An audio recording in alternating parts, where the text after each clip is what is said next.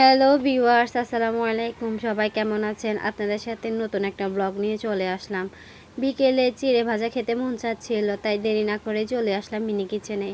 এই দেখেন গাইস, আমি আমার হাতিয়ারটা নিয়ে নিলাম চিড়েগুলো ভাজার জন্য।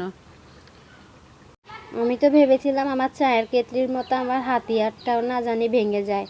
আল্লাহ রহমতে কিছুই হয় নেই।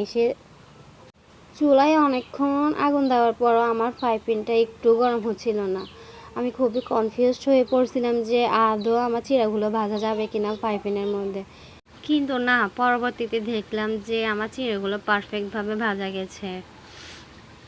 আমার চিড়াগুলো যখন পারফেক্টভাবে ভাজা হয় তখন আমার খালাতো ননদ কী করলো, লুসনি ছাড়াই খালি হাতে ও তাপাটা ধরতে গেল, ওর হাত পুড়ে গেছে গাইস। ওর রিয়াকশনটা যদি আপনাদের সাথে শেয়ার করতে পারতাম। পরবর্তীতে ও কী করলো, পাতা দিয়ে তা নামাইছে। প্রথমত আমার ফ্রাই প্যানটা প্রথমে গরমই হচ্ছিল না, লাস্টে এমন গরম হলো গাইস, দেখেন আমার চিড়েগুলো সব পুড়ে গেছে নিচে দিয়ে।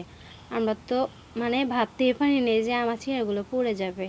এগুলো বাটিতে ঢেলে নিয়ে আমরা সবাই মিলে খেয়ে নিলাম।